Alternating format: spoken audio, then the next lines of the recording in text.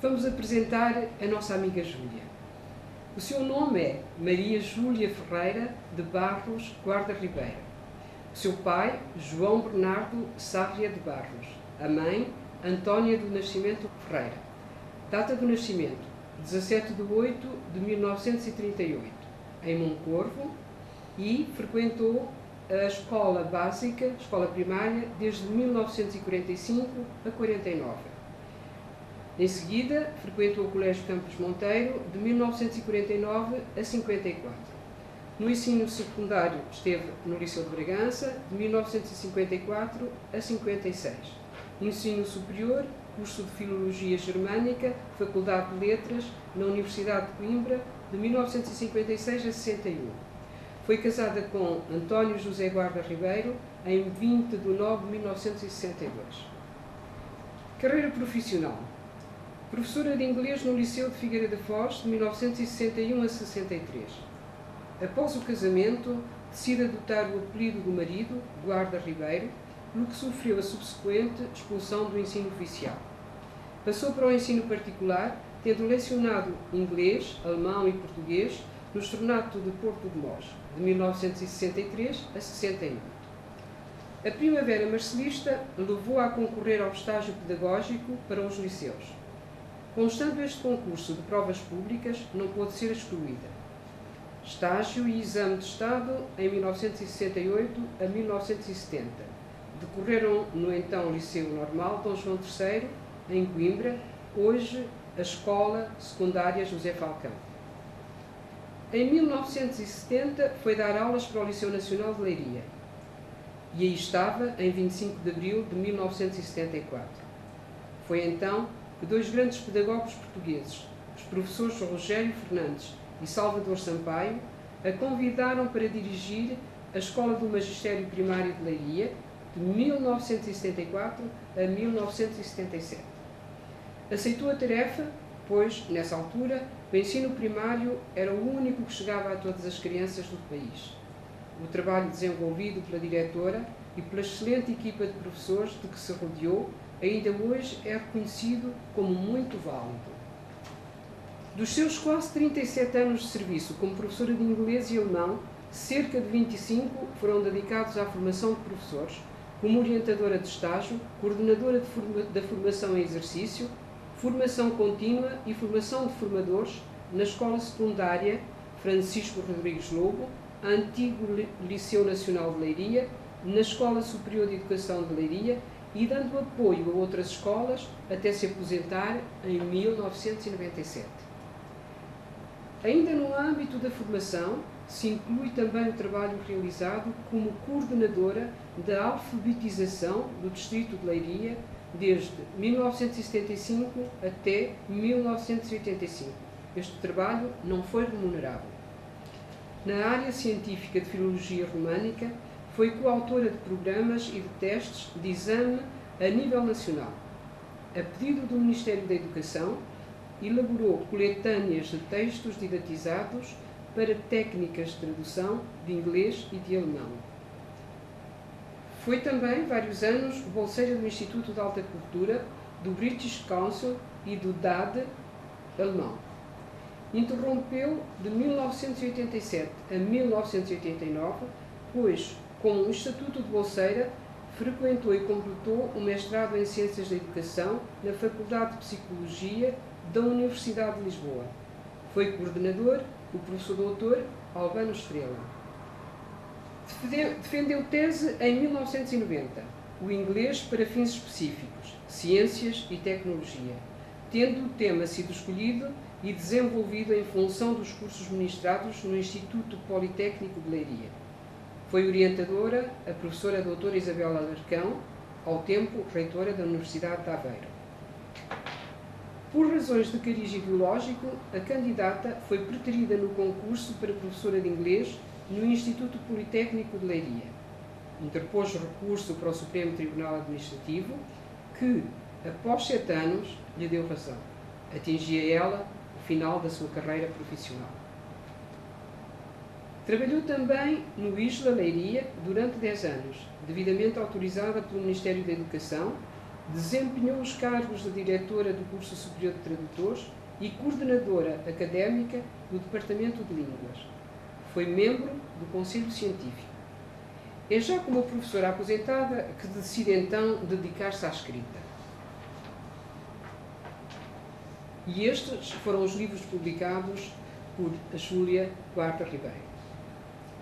Contos ao Luar de Agosto, edição Magno Leiria, em 2000. Contos ao Luar de Agosto, número 2, edição Magno Leiria, 2001.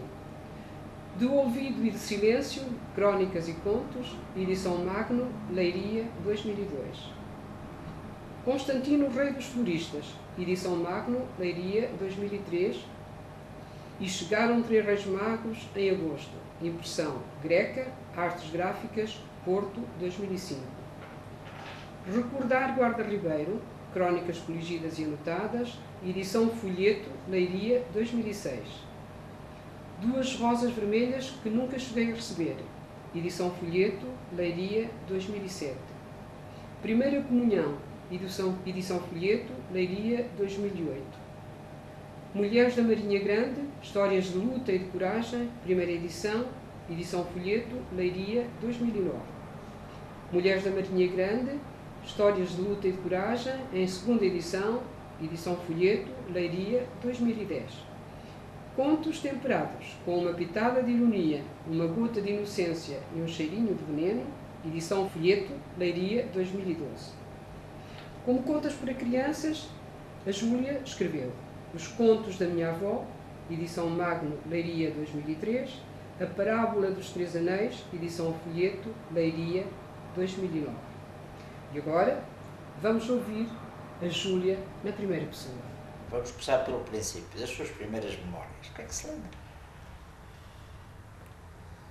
As minhas primeiras memórias não são minhas, datam do meu nascimento e quem conta a história é a minha avó. Nem sei se vale a pena eu falar disso, porque está escrito no livrinho. O livrinho é E Chegaram Três Reis Magos em Agosto.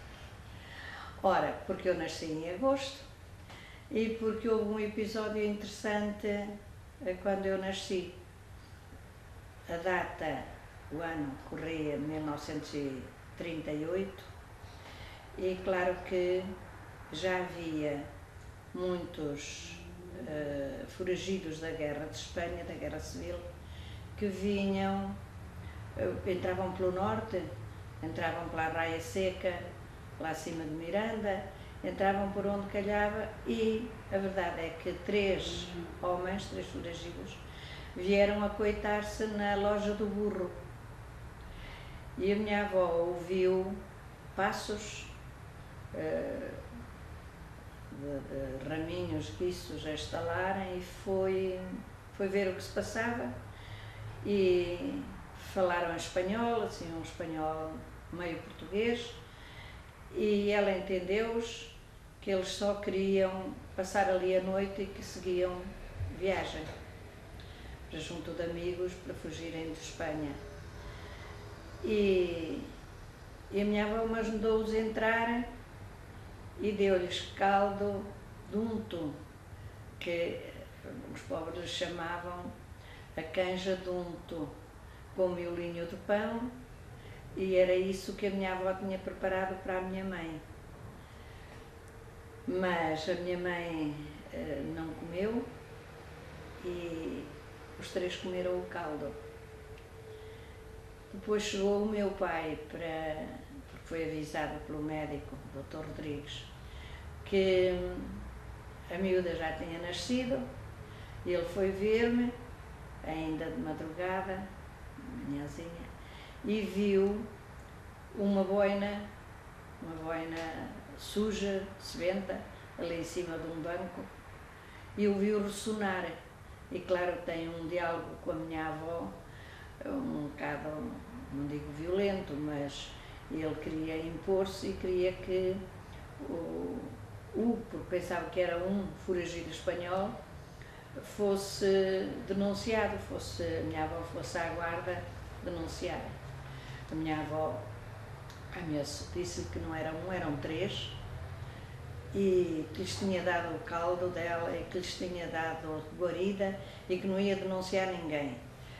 E o meu pai ficou pior que estragado quando eu disse que eram 3. Que nos metem, sabe o que nos fazem? Bem, enfim, assustou a minha avó, mas ela não era fácil de assustar. Disse-lhe que se fosse denunciá-los, que ela lhe partia as pernas com uma tranca. Tinha ali ao lado um pau. A minha avó já era coxa, já coxeava bastante e andava sempre com um pauzinho.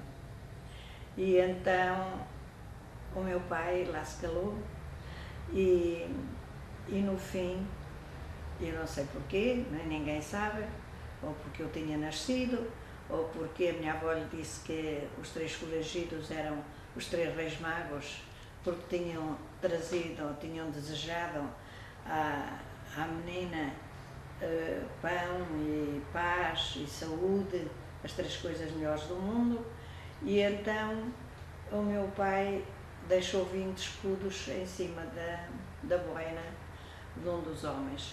Os homens lá seguiram depois viagem, não sabemos mais o que lhes aconteceu. Mas isto contou a minha avó dezenas de vezes. Portanto, é a historinha do meu nascimento. Mas eu falei do meu pai, falei da minha mãe. O meu pai e a minha mãe não eram casados antes. O meu pai era casado e devido à concordata não podia divorciar-se. E como não podia divorciar-se, também não podia dar o nome. De maneira que eu fiquei para sempre até mudar a lei. Já eu tinha filhos, quando a lei mudou, e o meu pai me pôde perfilhar.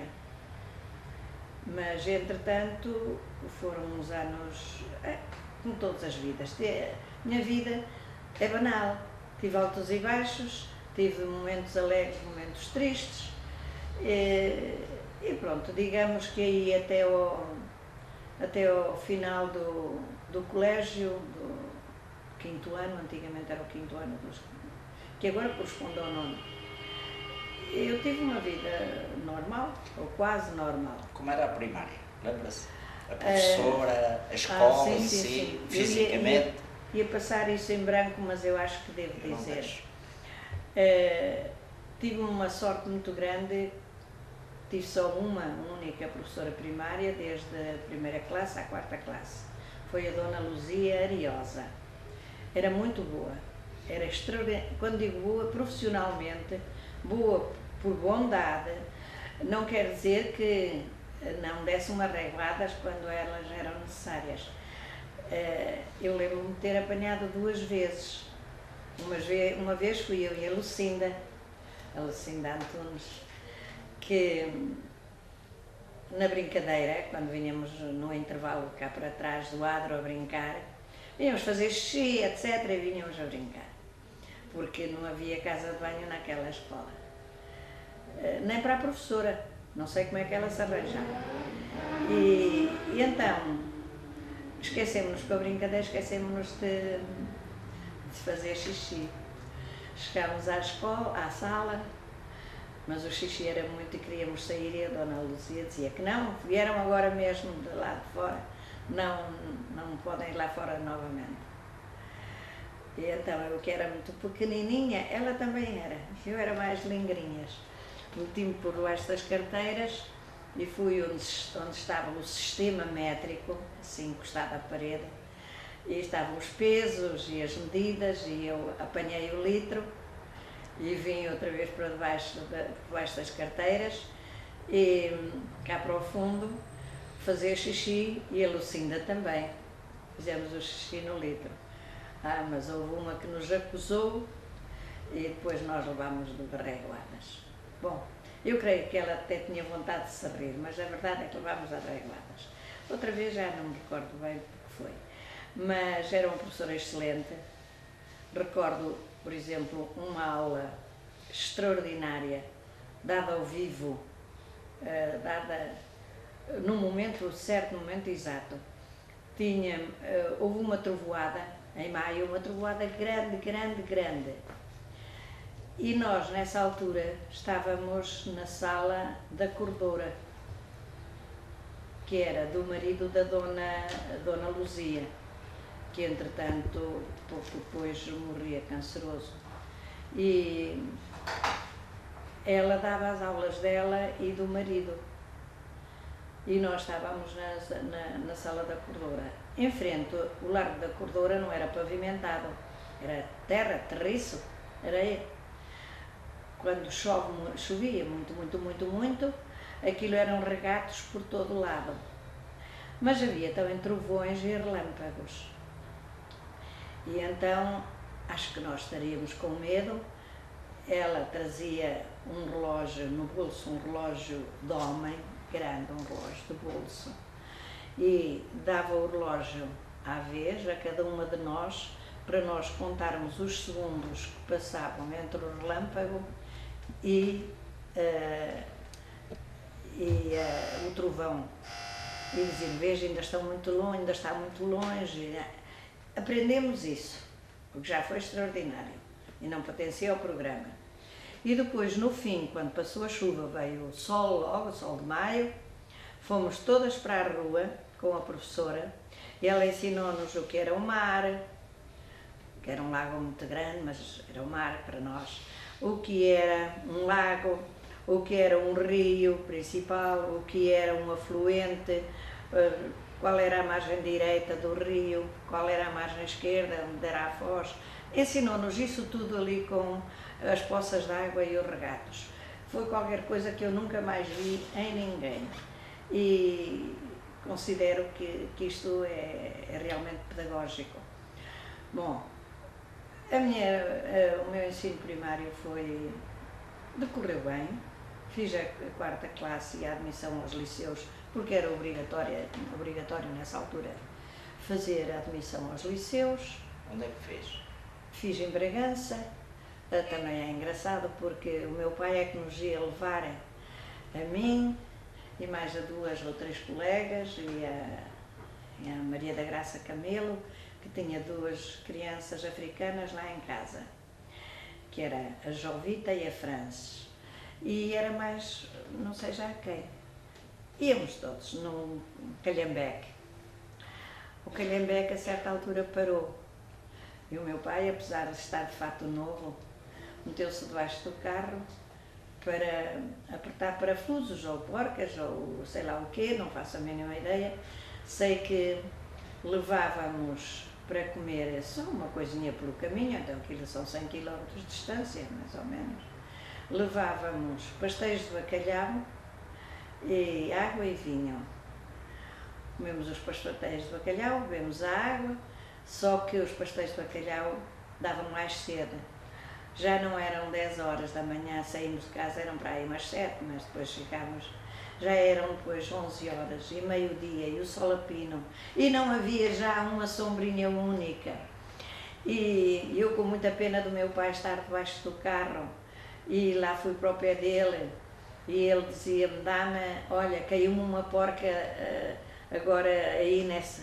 As estradas não eram alcatroadas, era um areião, caiu-me aí uma porca. Aquilo era procurar uma agulha em palheiro, mas eu com os dedinhos mais pequeninos e tal, andei a peneirar aqueles grãos de areia, aquele areião, e encontrei a porca. Bom, o meu pai lá pôs o carro a funcionar, chegámos lá, para aí às 5 da tarde, e cheios de sede. Eu lembro do meu pai beber para aí 2 litros de água ou mais, e o resto do jarro, por onde ele bebeu a água, nem bebeu por copo, que deitou pela cabeça abaixo.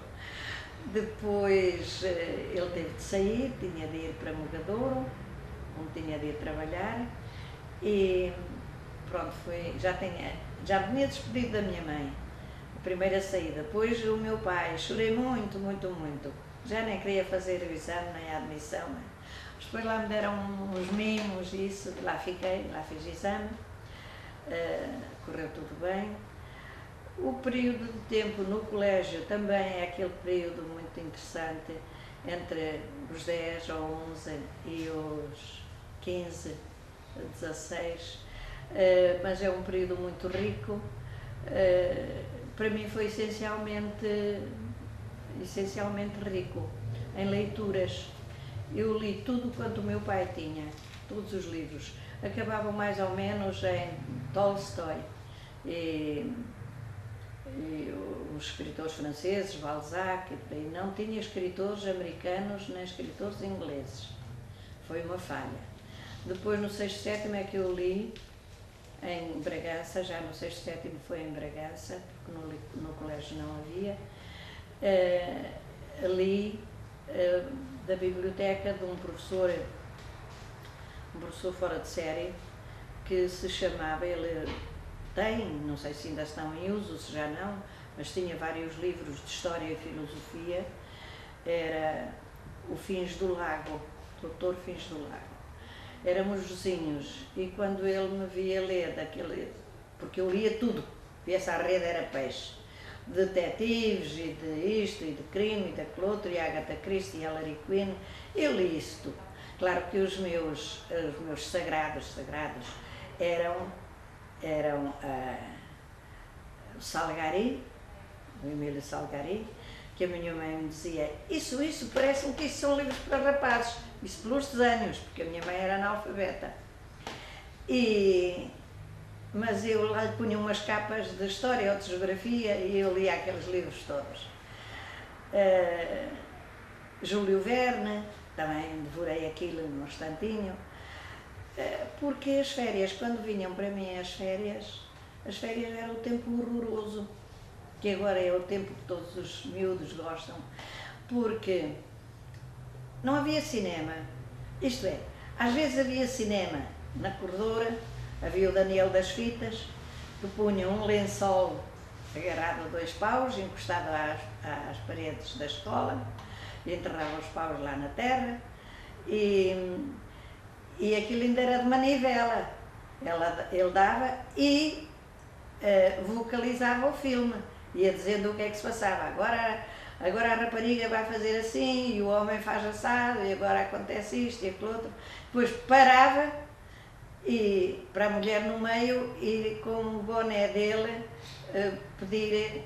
A gente dava 2 tostões, um tostão, outros não davam nenhum, mas lá havia pessoas da vila que vinham ali também, não havia outro.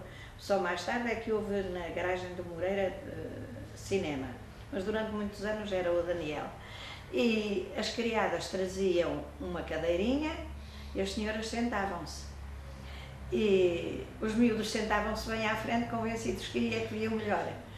E então o Daniel dizia para a mulher, Sara, a colheita. E esta expressão ficou em Moncorvo, na corredora pelo menos. A não ser estes filmesitos que era aí uma vez por semana, ou de 15 em 15 dias, ou quando calhava. Depois começou a haver os filmes na garagem do Moreira, ao cimo da Rua da Fonte, e havia uns bancos corridos para os bilhetes mais baratos, havia cadeiras para as senhoras, portanto, os bilhetes mais caros, e havia os que não tinham pago o bilhete e tinham entrado entre as pernas dos adultos, que era o que eu fazia e eu fazia os outros garotos. Nós sentávamos no chão. O chão, aquilo era uma garagem de carros, por vezes tinha óleo. Bem, a gente não se importava. E lembro-me de filmes que me ficaram para sempre, o Sabu, o Tarzan, aquele Tarzan em que o Johnny Weissmuller dá aquele grito grande. Depois nós chegávamos todos assim, que íamos para casa, era só berros de Tarzan pelo caminho. Pronto, passou-se, a certa altura, ainda no colégio, sim senhor, ainda, eu tive uma pleuresia e a minha irmã já estava no sanatório com uma tuberculose, de maneira que o meu pai estava com receio que as 2 filhas ficassem ambas tuberculosas. E então obrigaram-me a estar um mês deitada, de descanso. Foi no 5º ano dos liceus. Tive um mês que não fui às aulas. E aí por abril, aí por mês de abril. E aquilo passou, aquilo foi curando, foi passando com o descanso, e o meu pai obrigou-me, isto é, obrigou a minha mãe, combinou com ela, porque a minha mãe obrigar a Ana não era uma coisa muito fácil, para eu ficar melhor, porque ele me trataria e a minha mãe não sabia como me tratar, e teria de ir trabalhar todo o dia para a Ribeira. A minha avó, entretanto, já tinha falecido. Então combinaram dividir-me. Durante o dia estava com o meu pai e à noite, depois do jantar, o meu pai levava-me à corredora e ficava com a minha mãe.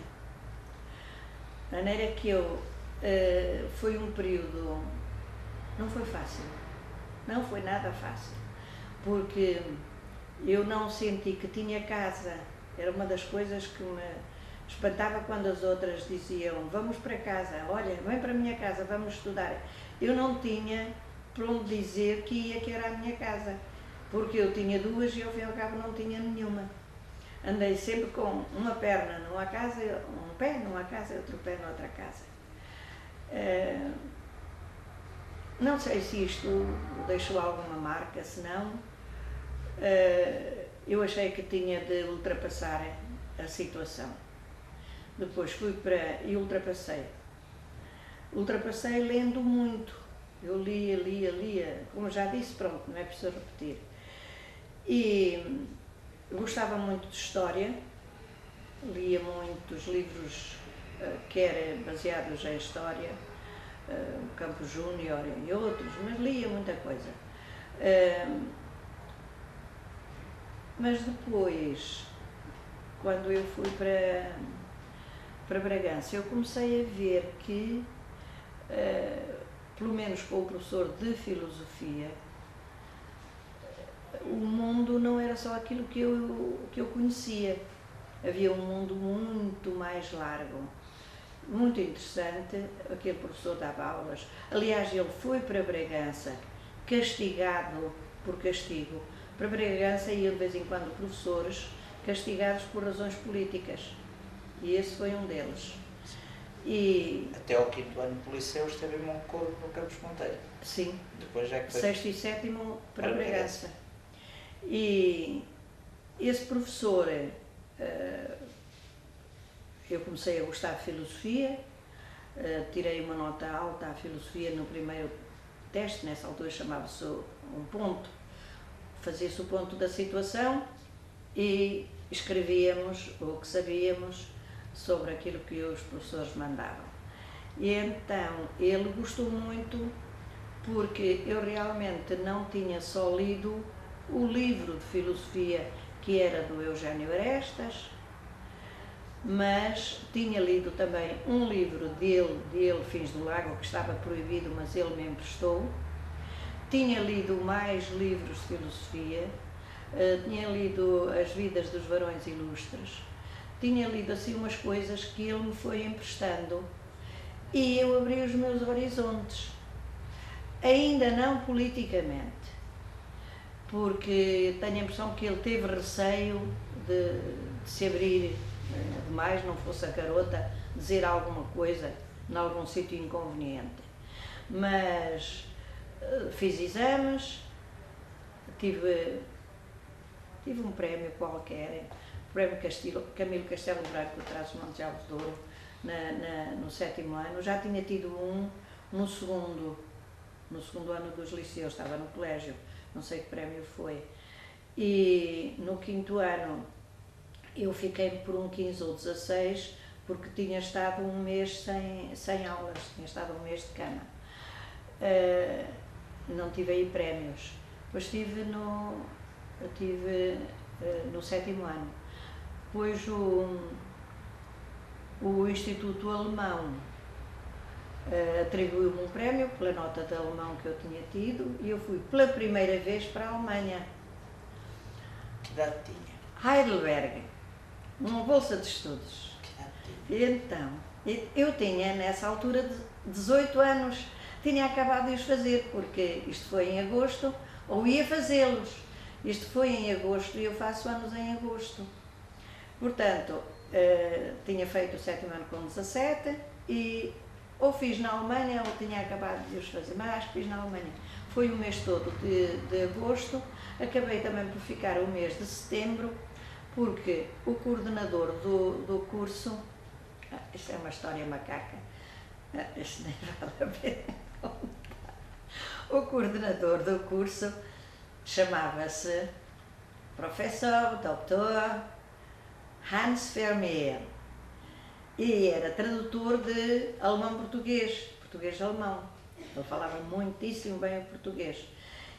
E como havia lá 2 ou 3 raparigas portuguesas, ele conversou connosco, mas eu estava num grupo de suecas e suecos, noruegueses, pro-nórdicos, para evitar falarmos a mesma língua uns com os outros.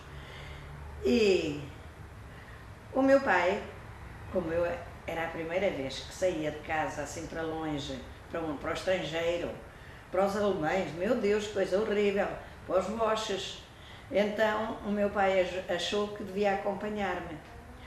Não era avião, não se pense que é como agora, que aquilo vai-se de avião é num instante. Não era avião, era de comboio. Apanhávamos em Celurico da Beira o Sud Express, que era o melhor comboio que havia, que nós tínhamos, que ia lá era internacional. Era um roda-tempo que tínhamos de esperar por causa dos passaportes, primeiro na fronteira cá em Portugal, depois na fronteira espanhola, depois sei lá o quê, depois era durante a noite, não se conseguia dormir com tanto calor, e não era só o calor, era muita gente, era a altura já de imigrantes, muitos imigrantes para a França. E então íamos como sardinha em canastra, naquelas carruagem grande, tinha para aí umas 10 carruagens, cada uma com a sua porta individual, sentavam-se 4 ou 5 pessoas de um lado, 4 ou 5 do outro, mas deviam estar para aí 8 ou 9 de cada lado, e era uma coisa medonha. O meu pai dava-me o lugar dele e vinha sentar-se para o corredor, dormia encostado lá às janelas, sei lá, qualquer coisa, mas se tivesse uma pessoa mais gorda ao meu lado, apanhava logo o lugar do meu pai. Aquilo era quem melhor apanhava o lugar. E pronto, foi assim, foram 2 dias, dão 2 noites e quase 3 dias. Cheguei a Heidelberg e o meu pai começou a ver Heidelberg, eu comecei a ir para o curso, mas passados, íamos almoçar juntos, 3 ou 4 dias ele tinha de se vir embora, passado uma semana, tinha de se vir embora, tinha de vir para Portugal, tinha de trabalhar, mas não queria deixar-me, não queria de maneira nenhuma deixar-me. Mas eu aí, vá lá, já consegui bater o pé e disse que se tinha bolsa de estudos era para ficar até ao fim. E o meu pai então foi falar com o coordenador do curso, o tal professor, Dr. Hans Vermeer, e não sei o que lhe disse, mas recomendou-me muito a ele. Ele deve ter caído das nuvens por ver um pai estar a recomendar uma filha de 18 anos. Isso na Alemanha já era descabido. Bom, então chegámos ao grupo em que ele dava aulas, eu estava também, estavam uns dinamarqueses, uns suecos, estava uma finlandesa, e ele disse: meus amigos, lá em alemão, meine Freunde, por aí fora, temos aqui uma menina que temos de tratar muito bem. O pai dela veio cá pedir-me para todos a tratarmos muito bem. A menina é Fräulein de Barros. Eu ainda não tinha o nome do meu pai, mas como meu pai se chamava Barros, ele achou que eu podia chamar-me Barros. E depois, nessa altura, ainda era muito importante o de, que no alemão é Fone, que ainda tinha a sua importância. Estávamos no final da Segunda Guerra Mundial. E os finais já tinha passado, pronto, já estávamos nos 50 e então Olha, desataram todos já a gargalhada. Logo veio um sueco bater-me no ombro e dizer que ele que me queria acompanhar, os outros a mesma coisa, e eu só não me meti debaixo de uma mesa por vergonha, mas as lágrimas corriam-me. E então o meu pai, pronto, estava à minha espera, e quando eu chorei ele pensou com certeza que era com saudades dele, mas eu estava furiosa com ele, mas não disse nada, pronto, ele já tinha feito a asneira, já tinha feito. Mas só sei que os meus colegas andavam sempre de roda de mim a perguntar-me se eu precisava de alguma coisa, se faltava qualquer coisa.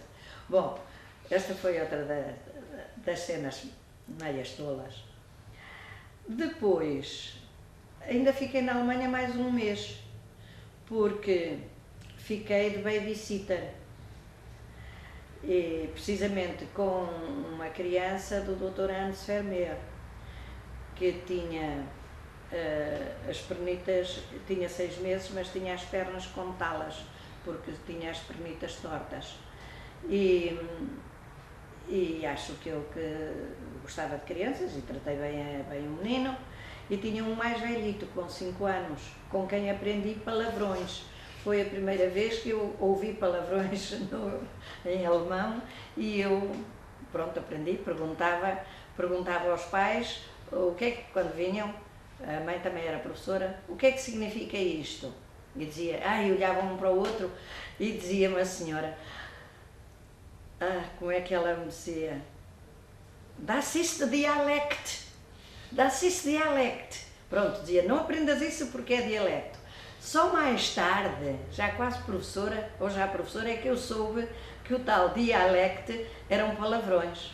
Bom, aprendi muita coisa. Depois regressei a Portugal, iniciei o curso na faculdade, em Coimbra, Faculdade de Letras. Curso de? É o curso de Filologia Germânica, que, enfim, tinha como professores, eu tive 2 bons professores. Tive o Paulo Quintela, o professor Paulo Quintela, que nessa altura ainda não era professor, ainda era só contratado, também devido a razões políticas. Depois tive o professor Joaquim de Carvalho, foi o último ano que deu aulas em filosofia, espantoso, uma coisa extraordinária. Eu já gostava de filosofia, mas aí aprendi a sério.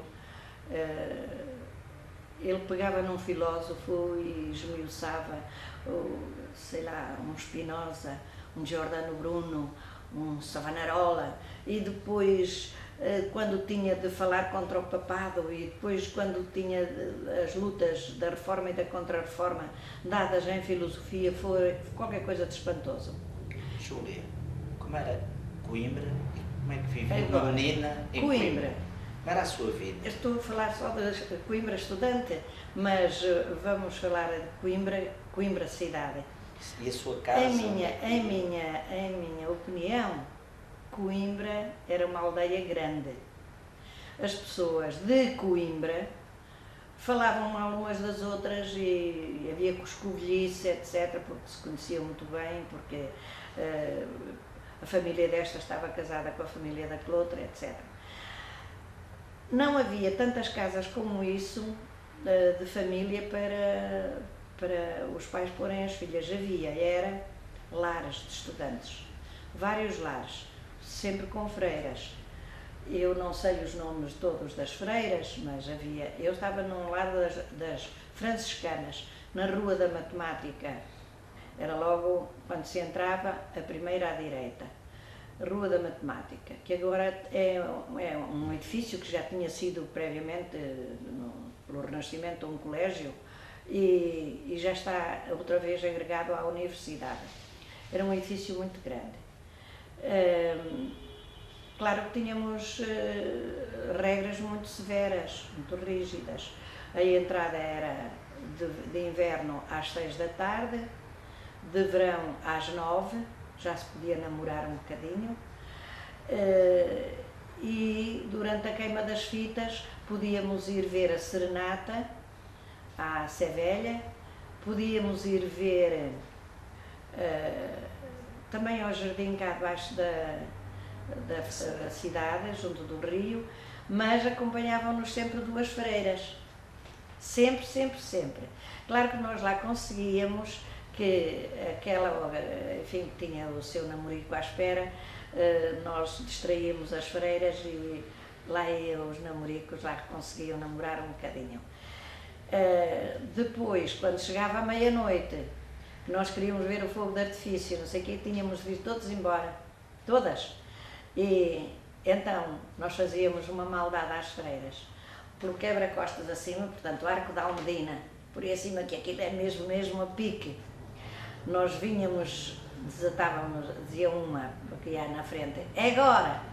Desatávamos todas a correr, todas, e as freiras velhotas vinham lá atrás com as saias a abanar, aquelas coisas que elas têm, a abanar, a dizer, ai não corram, ai que eu morro, ai que me dá um ataque. E depois lá no cimo nós parávamos, oh irmãs, nunca mais chegam.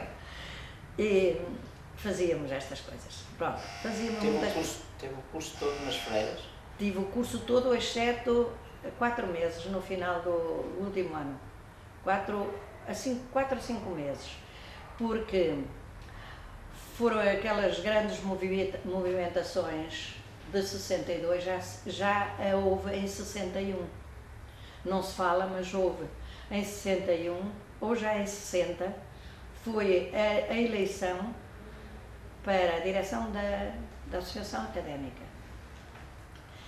E era sempre havia sempre só uma lista e era sempre só, eram os mesmos, portanto, da JUC, Católicos Apostólicos Romanos, e pronto, e meninos de família, meninos muito bem vistos, que já se sabia que depois iriam para deputados, etc. Mas acho que foi já em 60. Começou tudo com uma coisa muito pequenina, uma carta na Via Latina chamada Carta a uma Jovem Portuguesa, do António Marinho. E então dizia a certa altura, mais ou menos isto, mas é conhecida, a carta é muito conhecida. Quem quiser ir à internet vai lá e tem lá a carta a uma jovem portuguesa. Jovem, nós não queremos estar os rapazes de um lado e as raparigas do outro. É preciso derrubar estes muros. Bom, esta questão de saltar os muros ou derrubar os muros deu o que fazer, deu muito bravo. Pela primeira vez apareceu uma segunda lista de estudantes, que eram os das repúblicas. Alguns não estariam nas repúblicas. Um deles que não aparecia porque já tinha cadastro na PIDE, era o Guarda Ribeiro, que mais tarde foi meu marido. E ele e mais alguns, o Bingre do Amaral, o Eduardo, que era tudo o pessoal que distribuía o Avante ali por aquelas ruínas, enfim, distribuía com o Avante dentro do casaco. Mas depois lá o punhamos onde nós sabíamos que esse passava ao outro e outro passava ao outro. E então, eu nunca tive nada com política. Mesmo distribuir o Avante, podia, se calhar, ser o mesmo estar a distribuir outra folhinha qualquer, só que aquela era às escondidas. E tinha artigos muito bons, lembro-me muito bem de La Question, d'Aleg, e lembro-me de outros artigos. Já se passaram 50 ou 60 anos.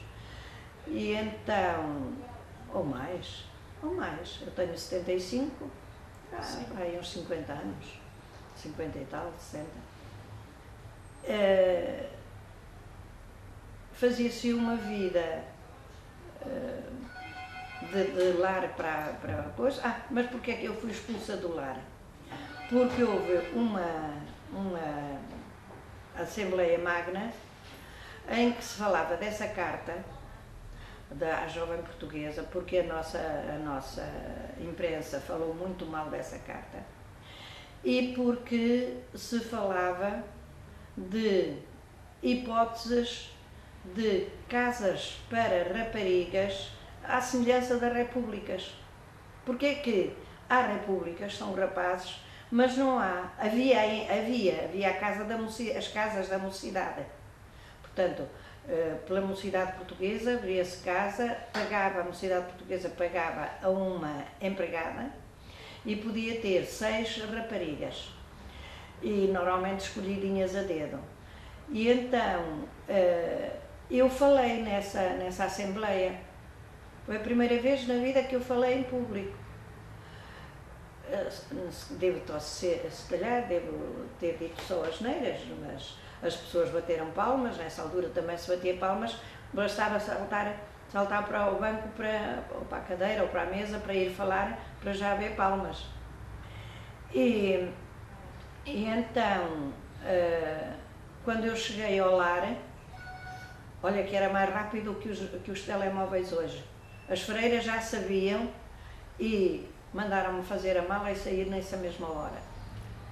E eu fiz a mala e saí, que não me deixavam lá ficar, e fui para a casa de um casal. Ela era angolana e ele era português, e eram muito amigos do Guarda Ribeiro, e eu fui para a casa deles, e foi onde fiquei durante 4 ou 5 meses, até terminar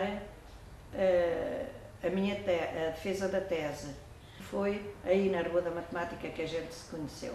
Foi aí que se fizeram muitos casamentos, porque havia também a República do Ras de Parta, a República dos Corsários, das Ilhas, que eram praticamente Açores e Madeira, era onde aparecia muitas vezes, e já todo torcido, o Alberto João, e ia muitas vezes aos Corsários das Ilhas, e pronto, ok, era uma rua de estudantada. E ele foi rechamado para a tropa e esteve lá uma data de meses a dar a recruta, mas quando deveria ir para fora, eu estava grávida. E iria para Angola, para Moçambique, para a Guiné, para qualquer coisa, e ele recusou em absoluto. Disse, eu vou, metem-me num barco e vou, não pego numa arma. Nem vou matar, e não sei se serei morto, mas vou matar não. E foi para Penamacor. E em Penamacor tive a sorte de estarem lá também mais 3 ou 4, 2 deles ele até conhecia, e iam dormir a uma casa particular. E não ficavam lá no forte.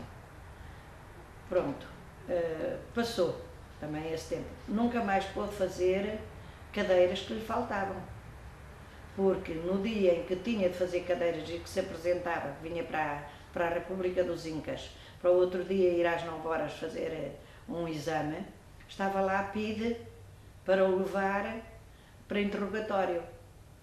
Claro que às vezes nem sequer interrogatório faziam, deixavam passar as 2 horas ou 3, depois punham-no na rua. Pronto, foi assim durante uns 4 anos. Bom, entretanto, comigo, o que é que se passou? Estava a dar aulas. E eu já tinha o nome do meu pai, chamava Maria Júlia Ferreira, que era o meu primeiro nome, foi assim muitos anos, depois Maria Júlia Ferreira de Barros. Depois adotei o nome de Maria Júlia Ferreira de Barros Guarda Ribeiro, que era o nome do António Zé. E uma vez alguém com mais atento às folhas de serviço, ou não sei o quê, que ia do Liceu da Figueira da Foz para o Ministério, portanto para os pagamentos, notou o Guarda Ribeiro. E quando notou o guarda Ribeiro, deve ter dado um alerta, um alarme. Olha, aqui está alguém da família de fulano. Portanto, foi alguém que o conhecia a ele e que sabia que ele tinha sido detido várias vezes. E então veio para aí não sei quem, lá para a Figueira, e ninguém me disse o que foi, uma inspeção qualquer, mas não era inspeção pedagógica. E depois veio uma carta logo passado um dia ou dois e eu fui expulsa do ensino oficial. Fui expulsa do ensino oficial, foi no princípio de um ano, quase no princípio.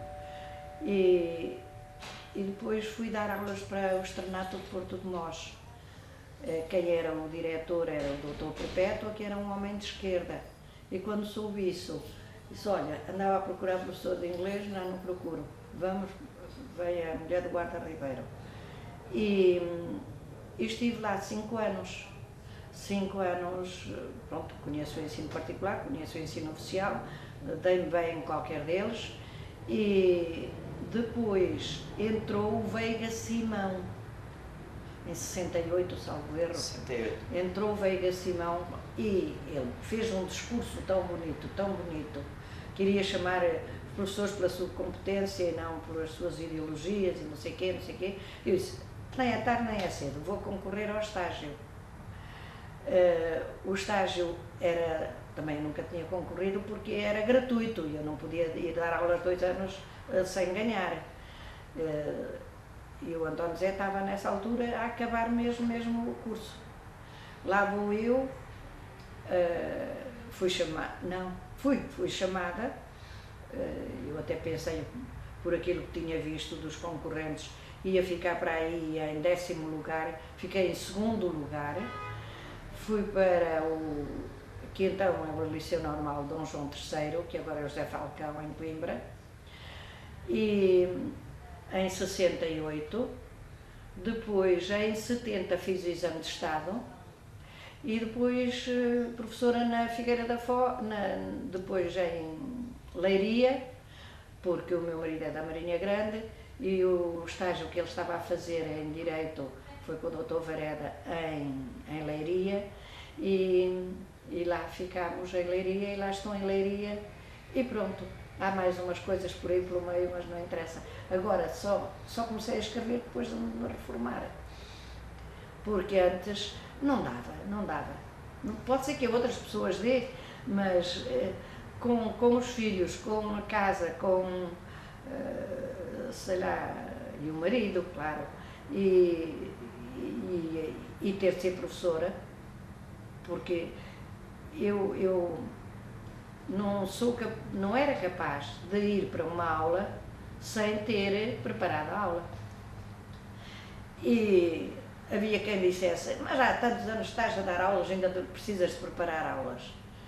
Eu preparava as aulas porque havia sempre uma pergunta ou outra, ou alunos que tinham outras características, ou perguntas que nunca me tinham feito e algum fazia, tinha sempre de preparar. Então, posso dizer que também ainda interrompi 3 vezes, porque fui bolseira para ir para a Alemanha fazer um doutoramento. Acabei por não fazer por doenças da minha mãe, por operações que foram, eu sou filha única, tive de ir para cá.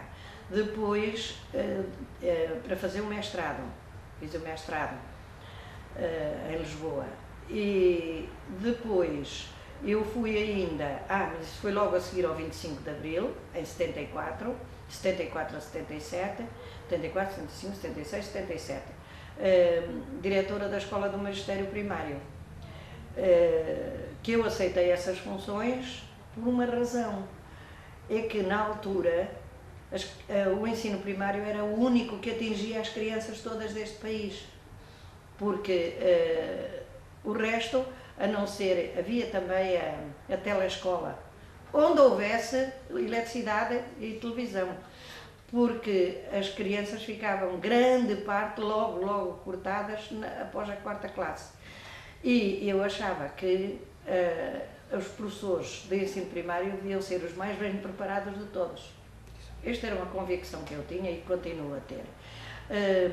Arranjei um grupo de professores muitíssimo bom e essa equipa ajudou-me muito e pronto. A Júlia começa a escrever quando se reforma. Como os pastores descobrem o artesanato quando já não têm condições para trabalhar no campo. E os seus primeiros livros? Falam de Moncorvo, das historinhas de Moncorvo, de pessoas de Moncorvo. De onde é que lhe vem essa memória?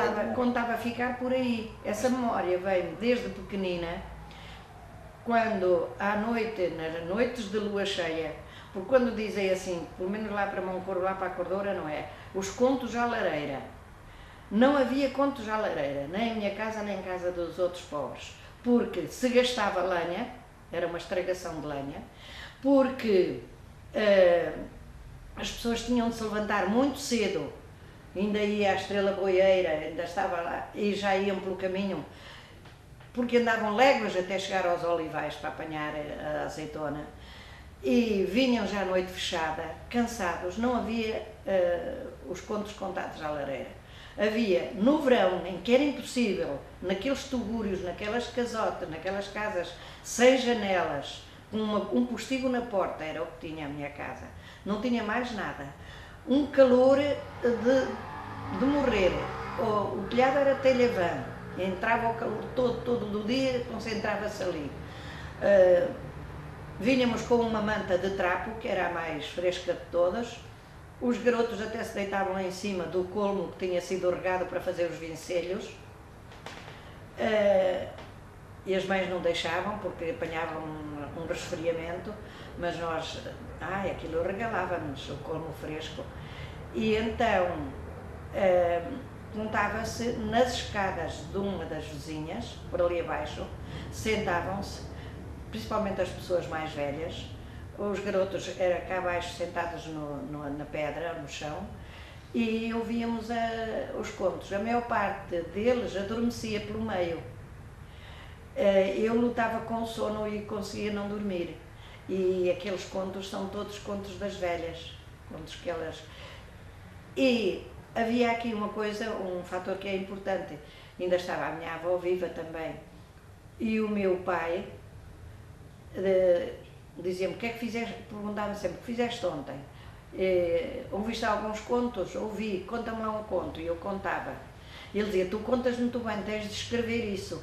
E obrigava-me a escrever. Eu comecei a ler e a escrever, era muito cedo, porque o meu pai ensinava a ler, era uma miúda e um miúdo, ali de uns vizinhos, e eles não aprenderam, mas eu aprendi a ler e ninguém deu conta.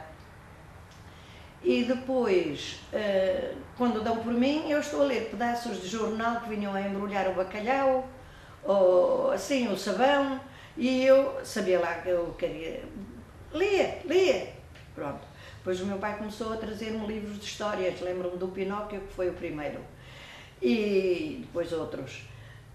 Mais tarde, 2, 3, 4 anos depois, já eu teria, não 5 ou 6 ou 7, mas para aí 9 anos, 9, 10, começaram a entregar-me livros para a mão, livros que vinham de 15 em 15 dias, ou de 8 em 8, vinha o homem trazer o fascículo. Eram livros de cordel. Cada semana havia um fascículo, era da ceguinha e da coxinha, era assim as coisas. E então juntavam, havia quem tivesse isso, que era na casa do Sr. Todú, eu lia-os todos para aquela gente ouvir. Depois apareceu da casa de não sei quem, de Judite Gregório, devia ser da irmã, que era professora, apareceu O Amor de Perdição, foi dos que eu li, toda a gente chorou.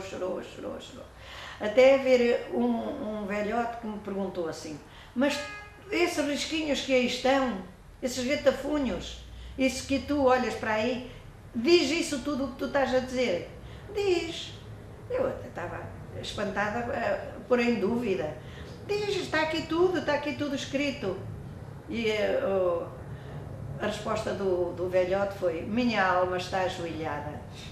É a melhor oração que eu conheço à leitura. E pronto, foi assim. Depois comecei a escrever e depois o bichinho da escrita vai ficando. Nunca mais parou. Ainda não parei, vamos lá ver agora se vem qualquer coisa um dia destes.